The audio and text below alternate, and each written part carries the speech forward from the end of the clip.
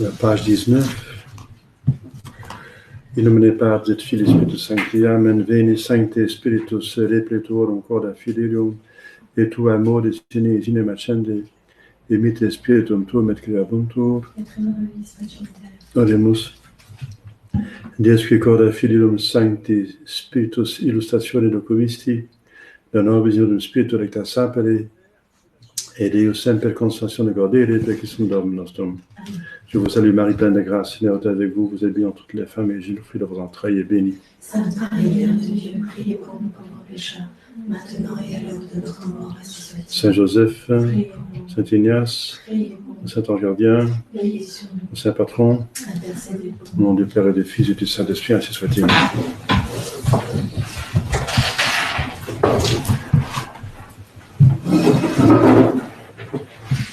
Donc on a vu que l'Écriture sainte et la tradition disent que il y a le moyen le plus puissant pour ne pas pécher. On est dans la voie purgative, purificative, qui faisait faire des péchés et empêcher les péchés dans l'avenir. C'est de penser à sa fin dernière. Donc on a vu déjà plusieurs méditations sur deux fins dernières. On a déjà vu le ciel au début. C'était le but de la vie, le principe fondamental de la vie, c'est le ciel. C'est la raison pourquoi tout a été créé. Tout a été créé pour le ciel. Tout ce que fait Dieu, c'est pour le ciel. Si Jésus vient sur terre pour la rédemption, c'est pour le ciel, c'est pour donner le ciel. Alors, voilà, donc il y a la méditation des autres fins dernières, ça veut dire, donc on a vu l'enfer, c'est l'autre possibilité qui est à éviter de toute façon. Et ensuite, il y a encore deux fins dernières, c'est la mort et le jugement, qui sont aussi certains. Il n'y a rien de si certain que la mort. Il n'y a personne qui y échappe. Personne. Même Jésus est mort, Marie est mort, la Sainte Vierge est morte aussi, est morte. Après 3 jours, ressuscitée, elle est au ciel, bien sûr, mais quand même, elle est décédée. Enoch et Élie, qui sont vivants, élevés au ciel, sont dans le paradis terrestre, sont dans beaucoup de pères d'église, mais ils vont retourner sur terre pour témoigner contre l'Antichrist, et à la fin, ils vont mourir le martyr. Tout le monde va mourir. Alors, page 335, il y a de nombreux motifs de méditer la mort. Voir le néant des choses de la terre. Tout vient et s'en va. Il y a composition, génération, dégénération, décomposition. Il n'y a rien de sensible qui reste. Tout ce qui est sensible est passager. On voit tous les jours des générations et des morts. Des plantes, des insectes, des animaux, des hommes. Alors, autre motif de méditer la mort, c'est préparer sa mort, comprendre l'importance de l'apostat de la bonne mort. Parce que c'est la mort, c'est le moment de la mort qui va décider de mon éternité. On voit bien le bon larron, là, qui est à côté de Jésus à la croix. Il s'est converti au dernier moment de sa vie. Et il est au paradis. Jésus dit, vous serez aujourd'hui au paradis avec moi. Donc il a fait, c'est un larron, il a fait des crimes, il a commis des crimes qui méritent l'enfer. Mais il s'est converti. C'est le dernier moment qui compte. La bonne mort. Donc, il faut faire une bonne mort. Si on a la persévérance finale, on a tout. Si on n'a pas la persévérance finale, mais on a tout le reste, on a été un grand saint, on a fait des miracles, on a fait beaucoup de de bonnes choses, mais on n'a pas persévéré jusqu'à la fin, on n'a rien. Saint Augustin dit que Salomon, qui a écrit plusieurs livres, oui, de la Bible, il est damné. Il a permis à ses femmes, il a pris des femmes d'autres tribus, d'autres peuples, idolâtres, ce qui est interdit par Dieu. Dieu disait, si vous prenez une femme d'une autre religion, elle va certainement corrompre votre religion. Et c'est vrai. Il voulut pas seulement des Juifs, des Israélites, mais aussi une Égyptienne, la fille du Pharaon, ceci et ça. Il avait 300 femmes et 600 concubines. Donc, s'il n'a que 360 jours dans l'année, il avait du travail, hein, avec toutes ces femmes. Bon, Dieu dit qu'on a créé pour un homme et une femme, mais il a permis la polygamie à cause de la dureté de notre cœur pour éviter les meurtres, pour éviter qu'on tue la femme ou la femme tue l'homme. Dieu a permis un certain temps la polygamie sous certaines conditions, hein, c'était réglé. Mais avec la grâce de Jésus-Christ, on a la grâce pour retourner dans l'état normal, un homme pour une femme. Voilà.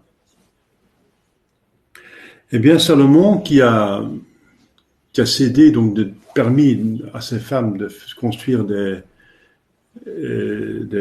temples à leurs idoles dans le jardin du palais, eh bien, c'est damné parce que c'est un péché mortel contre le premier commandement. Saint Augustin dit qu'il est damné. Alors, mais c'est quelqu'un qui a écrit des parties de la Bible, qui était l'homme le plus sage qui jamais existé. C'est un homme vraiment sage au début. Il demandait des choses à Dieu, les grâces les plus excellentes, les plus humbles. Il était béni par Dieu, de toute façon. Mais ces années, parce qu'il a pas tenu jusqu'à la fin. Même s'il était l'homme le plus sage, comment ça se fait qu'il ne voyait plus Dieu qu'il a projeté pour la créature? Pas parce que la créature est plus grande, mais parce qu'elle est plus près. Saint Jean de la Croix dit que si on s'attache à une créature, on se la met devant les yeux, comme ça. Et si on voit la créature comme ça devant les yeux, on voit plus qu'il y a par derrière, le Dieu qui est infiniment plus, mais on ne voit plus parce qu'on se met une créature devant les yeux. Voilà. Alors on préfère la créature et on oublie que Dieu est infini, infiniment plus aimable et désirable. Il s'agit ici de comprendre la gravité du péché. Pour un seul péché d'Adam, toute l'humanité est condamnée à mort par Dieu, justice infinie et miséricorde infinie, bonté infinie. De pleurer nos péchés maintenant qu'il en est encore temps et de régler notre vie. Voilà, la mort. Ça, c'est eh bien, pour bien vivre, il faut bien mourir. Voilà. C'est l'adage du jour. Pour bien vivre avant la mort et après la mort, il faut bien mourir. Si on prépare bien sa mort, en étant prêt à mourir à toute façon, en étant en état de grâce, alors on vit bien parce qu'on vit sans inquiétude. Oraison préparatoire, c'est 46. Composition de Dieu, votre lit de mort. Si c'est un lit, hein. Mais le lit, c'est plus commode parce qu'on a le temps de réfléchir. Et on veut réfléchir. Alors, si c'est un accident, on a peu de temps pour réfléchir, mais sauf si l'accident vous donne encore un certain temps de réfléchir. si on n'est pas directement mort. Mais choisissez ce que vous voulez, mais c'est le moment de votre mort. Le plus habituel, c'est le lit. Alors, on meurt à petit feu, on meurt petit à petit, et ça vous donne le temps de réfléchir. Et on va réfléchir maintenant, ce qu'on va encore réfléchir, si on a la possibilité de réfléchir, si on n'a pas l'Alzheimer ou d'autres problèmes, la sénilité, ou tout simplement drogué par les médicaments. Si on a la possibilité de réfléchir, voilà l'importance des docteurs de dire qu'on va mourir. Les docteurs n'informent plus d'une maladie mortelle. Ils ne veulent pas gâcher la vie de cette personne qui est condamnée. Le peu de temps qu'elle va vivre, qu'on la laisse vivre. Mais c'est un mauvais service parce qu'on ne peut pas se préparer à la mort. C'est les docteurs qui ne croient pas dans la vie au-delà qui font ça. Un chrétien veut se préparer à la mort, c'est important. Régler ses affaires, son testament, se mettre en état de grâce, etc. Mériter en acceptant la mort, la souffrance. On peut gagner une indulgence plénière. Et avec l'indulgence plénière, on va directement au ciel. L'indulgence plénière, en l'article de la mort, en disant Jésus-Marie, et en acceptant la mort, et en avoir reçu la bénédiction papale du prêtre, on peut mériter une indulgence plénière. La grâce particulière à demander, c'est comprendre la gravité du péché maintenant qu'il est encore temps. Le péché, c'est se détourner de Dieu pour lui préférer la créature. On se tourne vers la créature. Mais cette créature, on doit la lâcher pour toujours à la mort. La mort, c'est la séparation de l'âme et du corps. Mais quand elle lâche le corps, elle lâche toute la vie du corps. Et c'est surtout la vie du corps qui nous met en contact avec la jouissance des créatures. Donc, s'il n'y a plus de corps, on ne peut plus jouir des créatures que nous donne le corps et la santé. La santé, c'est le plus grand trésor matériel. Avec la santé, on peut jouir de tout le reste, du monde sensible. Eh bien, la mort, c'est l'arrêt de la santé, et beaucoup plus. C'est la séparation, c'est l'âme qui quitte le corps. Donc, en tout cas, il faudra lâcher toutes les créatures. Tout ce qui n'est pas votre âme. La seule chose que vous emportez, c'est votre âme. Intelligence, mémoire, volonté. Vous voulez savoir ce que vous avez fait, vous avez souvenir, et vous avez la volonté, ou bien elle est versée vers Dieu, ou vers la créature, vers le péché, c'est un des deux. Deuxième point, donc le péché, c'est préférer une créature, mais en tout cas, il faut la lâcher à la mort. C'est certain, la mort. On est fou si on dit qu'on ne va pas mourir. On est fou si on va dire qu'on peut emporter son argent après la mort. C'est la folie. On sait très bien que ce n'est pas vrai. Le deuxième point, le péché, c'est abuser du temps. Eh bien, la mort arrête le temps. On entre dans un autre temps, espèce de temps, l'éternité. C'est autre chose. C'est l'évité. On va en même temps être dans l'éternité, mais il y aura comment un écoulement de mouvement, de souffrance dans l'enfer, ou bien dans le ciel de bonheur. La mort, c'est une porte qui vous fait entrer dans une autre vie. C'est comme un petit poussin qui sort de l'œuf. On va entrer dans la vie réelle. C'est une vie réelle, mais c'est une vie imparfaite. C'est comme un enfant dans le ventre de la mère. L'enfant vit, mais il va sortir de la mer, entrer dans le monde pourquoi son corps a été fait. Son corps n'est pas fait pour rester dans la mer, le corps de la mer. Hein. Nous ne sommes pas faits pour rester ici. C'est une gare, un lieu de passage. La gare peut être commode. Hein. Il y a des boutiques, on peut prendre un Coca-Cola, prendre une tomate, on peut prendre quelque chose, une friandise. On peut s'acheter des choses, on peut parler avec des personnes, on peut texter, hein. On peut faire plusieurs choses. Mais une fois que le train est là, il faut le prendre, sinon on va louper. Ça n'a pas de sens. On ne va pas s'installer dans la gare. Hein? Il n'y a plus de temps. Je viendrai comme un voleur. Nul ne sait le jour ni l'heure. Donc il y a deux problèmes de temps avec la mort. C'est qu'on ne sait pas le temps où ça va arriver. Ça peut arriver à tout temps. On ne connaît pas l'heure, le moment où on va mourir.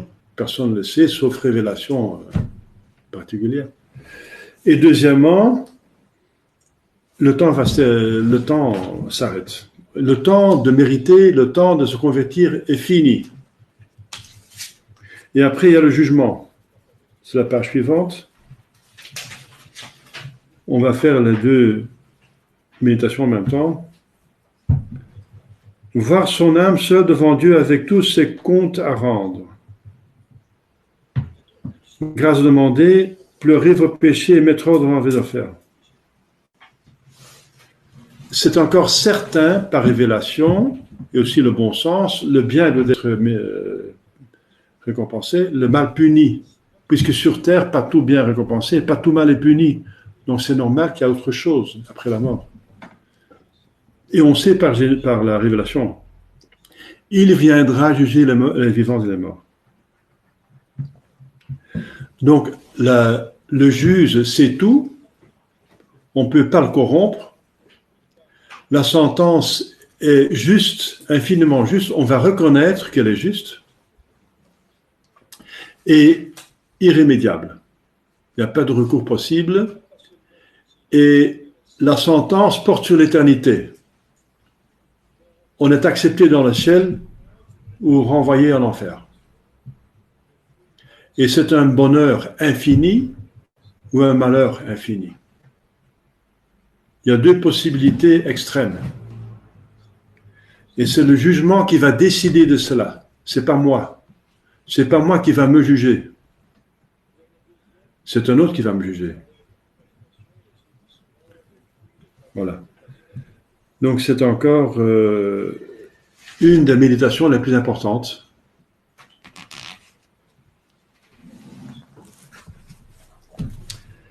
Qui nous empêche de pécher. Mourir, c'est l'adieu à toutes les choses de ce monde. Adieu à notre fortune. Adieu à vos titres. Adieu à votre rang. Adieu à vos plaisirs. Adieu à vos amis. Adieu à votre famille. Adieu à une partie de vous-même, votre corps.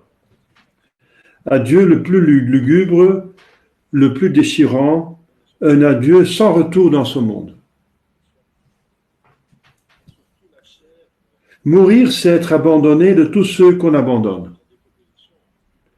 De vos amis, de vos connaissances qui ne s'occupent plus de vous après la mort. De vos héritiers qui ne parleront guère de vous que pour se disputer votre succession. Enfin, ça arrive souvent, hein. J'espère pas que ça arrive à votre famille, mais...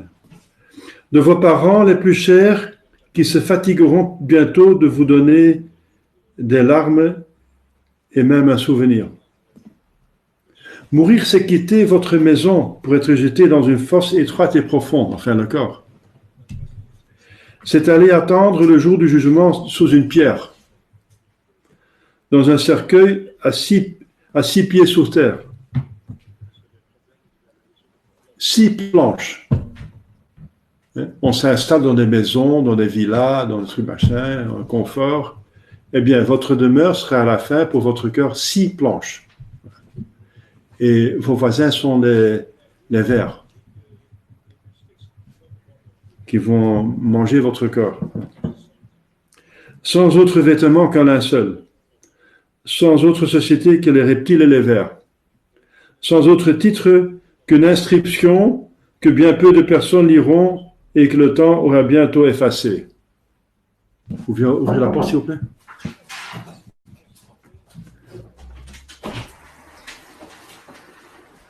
Mourir, c'est passer à l'état le plus humiliant, le plus voisin du néant. C'est entrer dans la plus profonde solitude qui puisse être, où l'on ne voit plus rien, pas même sa propre destruction, où l'on n'entend plus rien, on n'a pas les oreilles, pas même le travail des vers qui nous rongent sourdement, où l'on devient la proie de la corruption et l'aliment les plus hideux reptiles, enfin son corps, où l'on tombe lentement en lambeaux, où l'on se décompose en une pourriture infecte.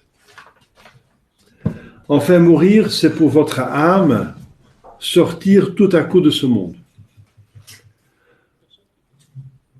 Entrer en un clin d'œil dans une région inconnue, que ce qui se nomme éternité, où elle va s'apprendre de la bouche du Seigneur dans quel lieu elle va faire cette grande retraite qui durera toujours. Si c'est dans la sienne ou si c'est au fond des enfers. Alors, je dois certainement, la mort est certaine. C'est la raison qui me dit qu'un corps miné sans cesse par le temps doit enfin tomber en poussière. C'est la foi qui m'annonce qu'un décret de mort a été porté contre tous les hommes à cause du péché. Si tu manges ce fruit, tu mourras.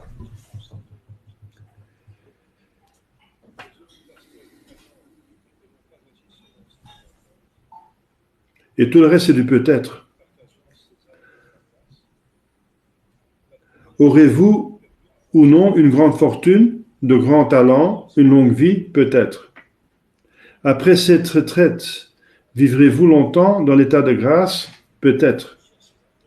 Votre dernière heure vous trouvera-t-elle dans l'amitié de votre Dieu? Peut-être. Serez-vous sauvés? Peut-être. Je l'espère. Mais mourrez-vous? Ça, c'est certain.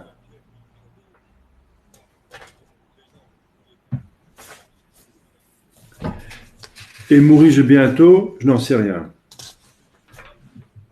On espère toute une longue vie, mais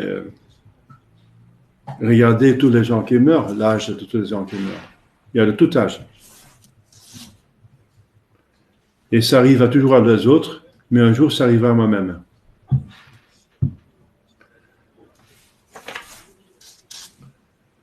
Et je dois mourir qu'une seule fois. C'est fatal. Une fois suffit. C'est très profond. C'est l'âme qui quitte le corps.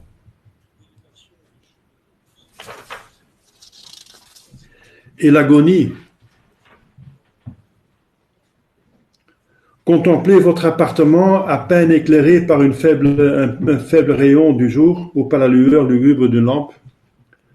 Votre couche d'où vous ne sortirez que peut-être pour être jeté dans un cercueil. Tous les objets qui vous environnent et qui semblent vous dire « Tu nous quittes donc, et c'est pour l'éternité ». Les personnes qui vous environnent, les gens qui sont là, mornes et silencieux, une famille en pleurs et qui vous dit les derniers adieux, dans le meilleur cas, un prêtre qui prie auprès de vous et qui vous suggère de pieux sentiments. Vous-même étendu sur un lit de douleur, perdant peu à peu l'usage de vos sens et le libre exercice de vos facultés, luttant avec violence contre la mort qui vient arracher votre âme de votre corps pour la traîner au tribunal de Dieu. À vos côtés, l'ange et le démon. Le démon qui redouble l'effort pour vous perdre, pour vous faire pécher mortellement, ne soit-ce par une pensée de haine, de rancune, de n'importe quoi. Votre bon ange qui vous assiste une dernière fois de vos saintes inspirations. Donc essayez d'appliquer l'ouïe, le goût, de toucher tout ça pour vous mettre dans ces situations, pour la rendre le plus vivant possible, enfin, façon de parler. Parce que la mort, c'est la mort de votre corps. Votre âme est immortelle. Hein. Voilà. Le jugement particulier et ensuite public. Il y aura un deuxième jugement. Après le premier qui est définitif, ce sera la répétition, mais devant tout le monde. Pourquoi? Parce que tout le monde va savoir pourquoi de telle personne est au ciel et une telle est dans l'enfer. Parce qu'il faut que ça soit justice pour tout le monde. Parce qu'on va s'étonner des gens qui sont dans le ciel qu'on a pensé comme être grands pécheurs, enfin apparemment, et que d'autres qui sont de l'enfer qu'on a pensé comme être des personnes de bien. Il y a des péchés cachés. Donc il faut que justice soit claire pour tout le monde. Il faut un deuxième jugement.